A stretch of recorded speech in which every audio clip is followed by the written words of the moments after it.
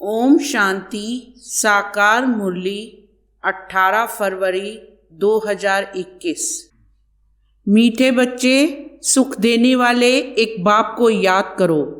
इस थोड़े समय में योग बल जमा करो तो अंत में बहुत काम आएगा। प्रश्न: बेहद के वैरागी बच्चे, तुम्हें कौन सी स्मृति सदा रहनी चाहिए? उत्तर: यह हमारा छीछी चोला है, इसे छोड़ वापस घर जाना है। यह स्मृति सदा रहे, बाप और वर्षा याद रहे, दूसरा कुछ भी याद ना आए। यह है बेहद का वैराग्य।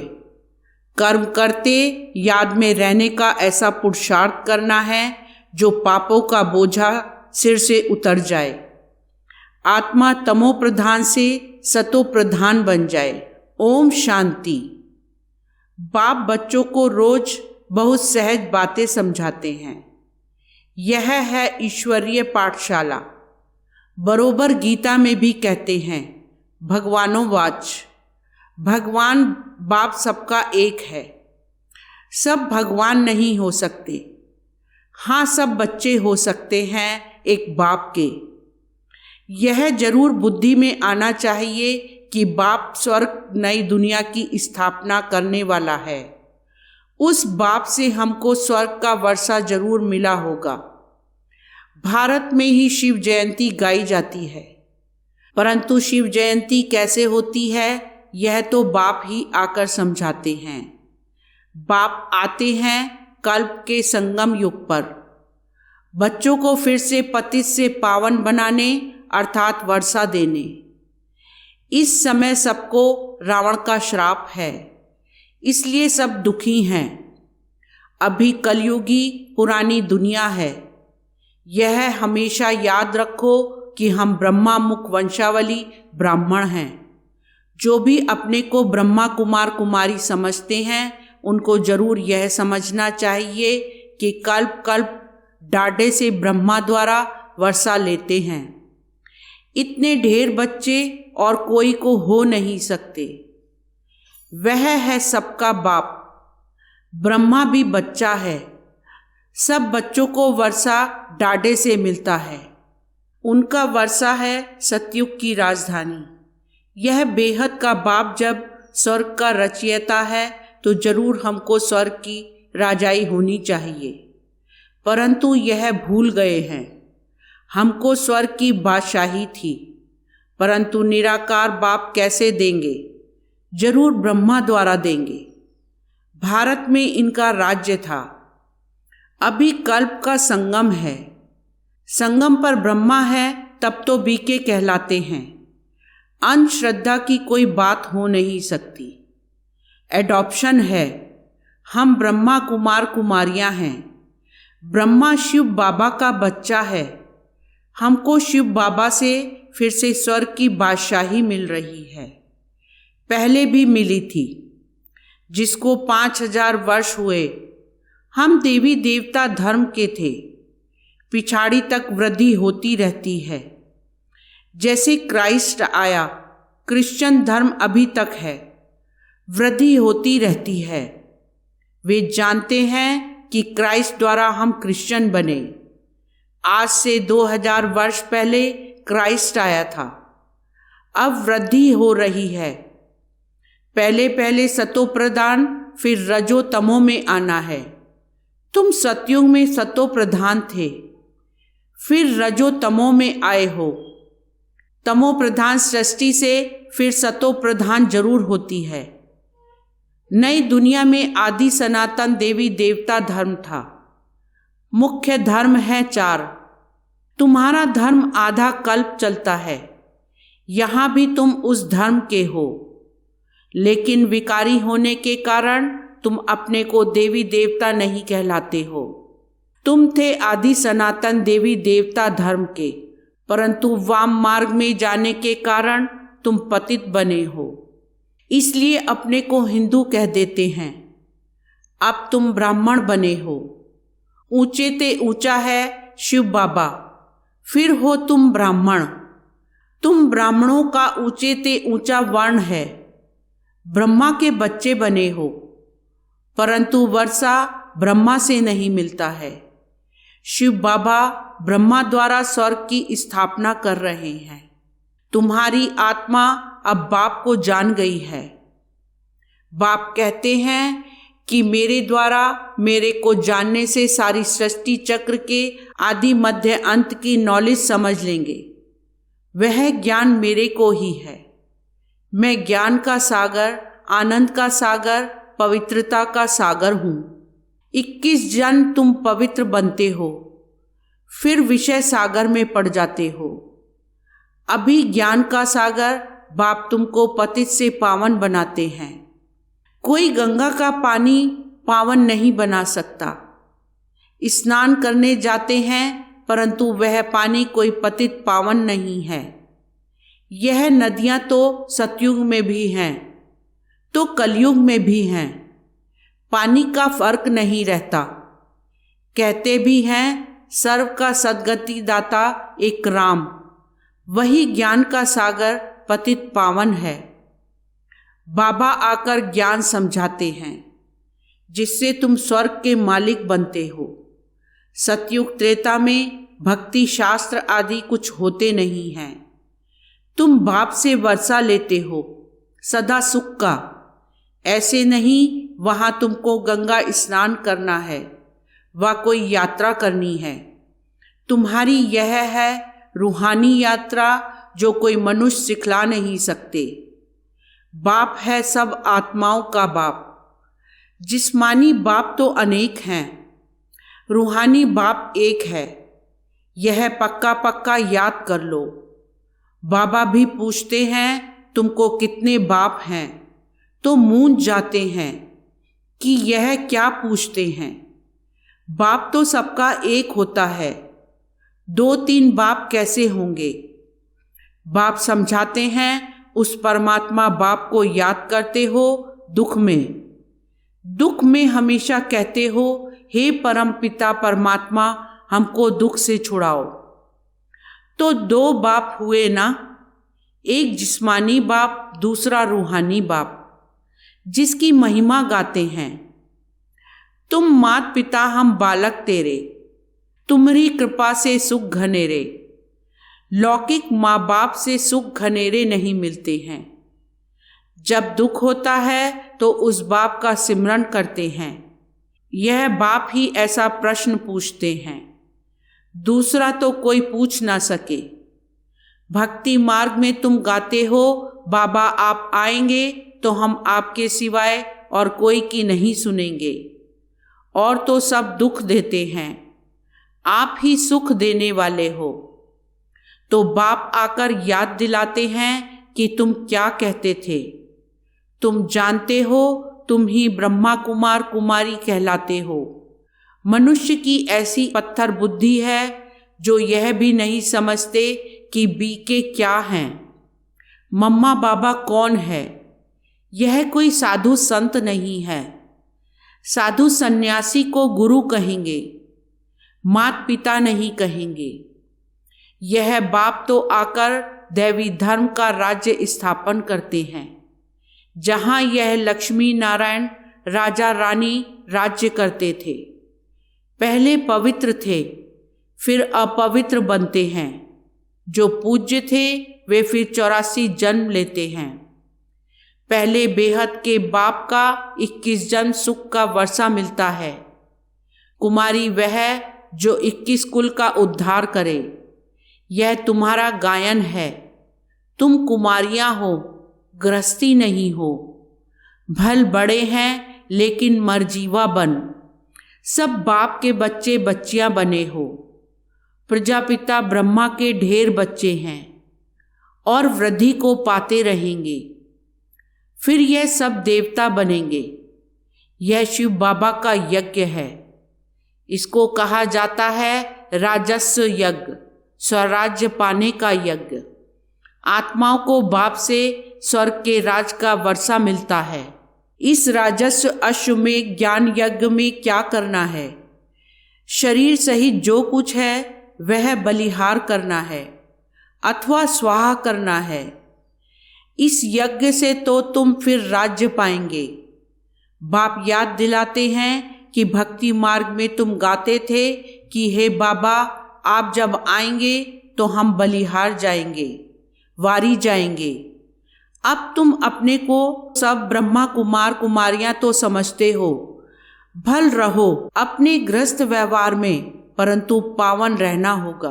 कमल पुष्प समान अपने को आत्मा समझो। हम बाबा के बच्चे हैं, तुम आत्माएं हो आशिक।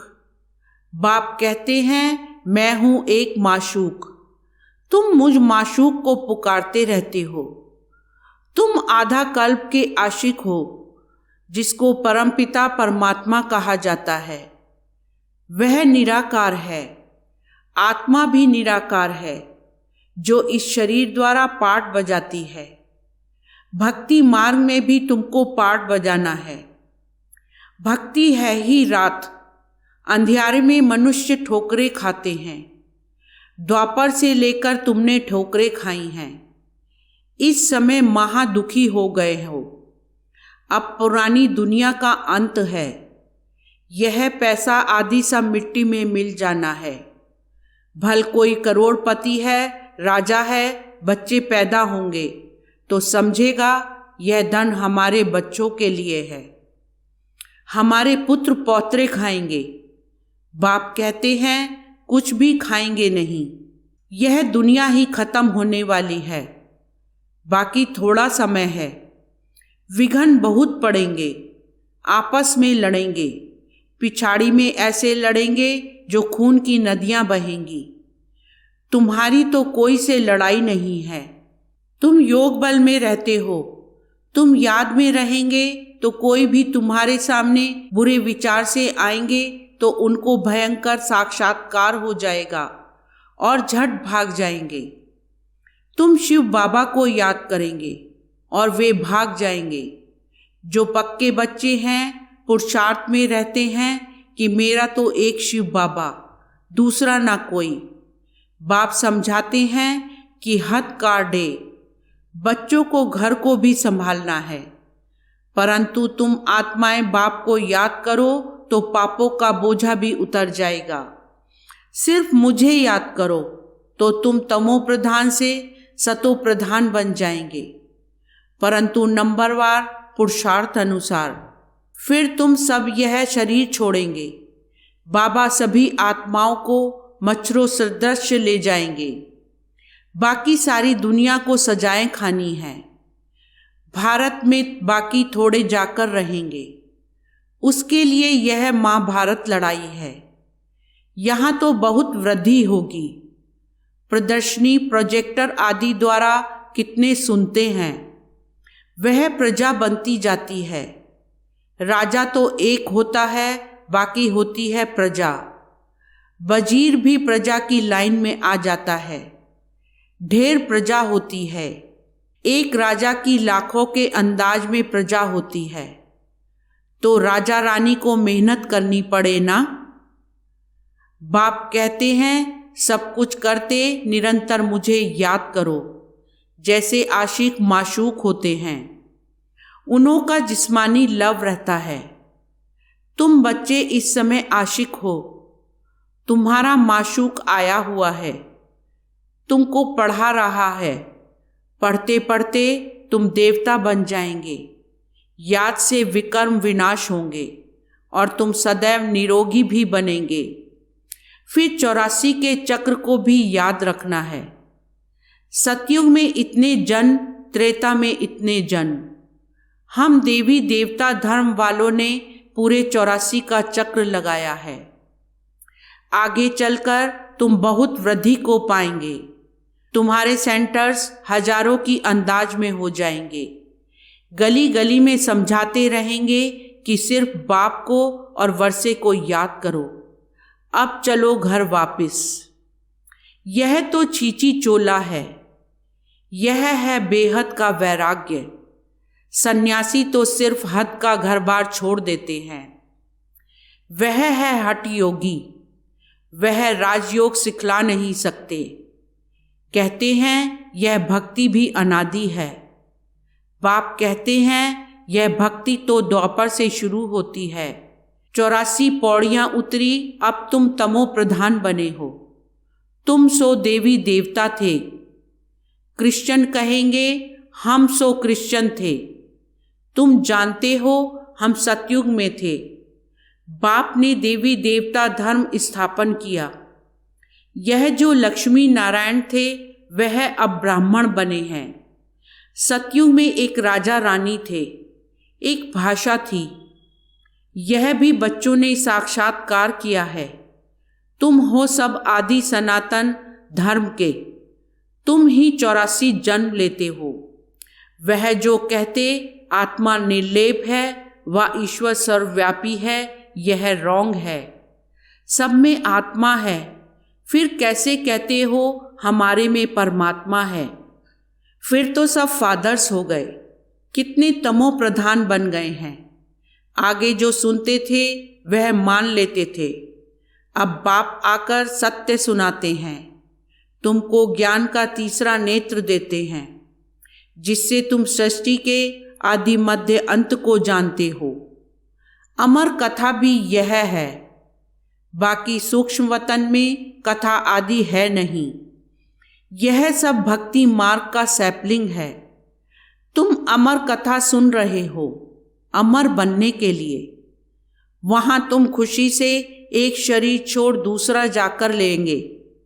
यहाँ तो कोई मरता है तो रोते पीटते हैं, वहाँ बीमारी आदि होती नहीं। सदैव एवर हेल्दी रहते हैं, आयु भी बड़ी होती है। वहाँ पतितपना होता नहीं। अब यह पक्का कर लेना है कि हमने 84 का चक्र पूरा किया है। अब बाबा हमको लेने आया है। पावन बनने की युक्तियाँ भी तुमको बताते हैं। सिर्फ मुझ बाप को और वर्षे को याद करो। सतयुग में 16 कला संपूर्ण, फिर कला कम होती जाती हैं। अब तुम्हारे में कोई कला नहीं रही है। बाप ही दुख से छुड़ाकर सुख में ले जाते हैं, इसलिए लिबरेटर कहा जाता है। सबको अपने साथ ले जाते हैं। तुम्हारे गुरु तुमको साथ थोड़े ही ले जाते हैं। वो गुरु चला जाता है तो चेला गद्दी पर बैठता है। फिर चेलों में बहुत गड़बड़ हो जाती है, आपस में गद्दी के लिए लड़ पड़ते हैं। बाप कहते हैं मैं तुम आत्माओं को साथ ले जाऊंगा। तुम संपूर्ण नहीं बनेंगे तो सजाएं खाएंगे और पद भ्रष्ट होगा। यहाँ राजधानी स्थापन हो रही है। अच्छा, मीठे मीठे सिकी लदे बच्चों प्रति माता पिता बाप दादा का याद प्यार और गुड मॉर्निंग। रूहानी बाप की रूहानी बच्चों को नमस्ते। रूहानी बच्चों की रूहानी बाप को नमस्ते। धारणा के लिए मुख्य सार। फर्स्ट पॉइंट, याद का ऐसा अभ्यास करना है जो बुरे विचार वाले सामने आते ही परिवर्तन हो जाएं।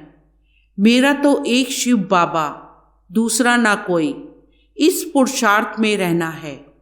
सेकंड पॉइंट, स्वराज्य पाने के लिए शरीर सहित जो कुछ भी है वह बलिहार जाना है। जब इस रुद्र यज्ञ में सब कुछ स्वाहा करेंगे तब राज्य पद मिलेगा। वरदान, ज्ञानी तू आत्मा बन, ज्ञान सागर और ज्ञान में समाने वाले सर्व प्राप्ति स्वरूप भव। सार, जो ज्ञानी तू आत्माएं हैं वह सदा ज्ञान सागर और ज्ञान में समाई रहती हैं। सर्व प्राप्ति स्वरूप होने के कारण इच्छा मात्रम अविद्या की स्टेज स्वतः रहती है। जो अंश मात्र भी किसी स्वभाव संस्कार के अधीन है, नाम मान शान के मंगता हैं। क्या क्यों के क्वेश्चन में चिल्लाने वाले पुकारने वाले अंदर एक बाहर दूसरा रूप है। उन्हें ज्ञानी तू आत्मा नहीं कहा जा सकता। स्लोगन, इस जीवन में अतीन्द्रिय सुख व आनंद की अनुभूति करने वाले ही सहज योगी हैं। ओम शांति।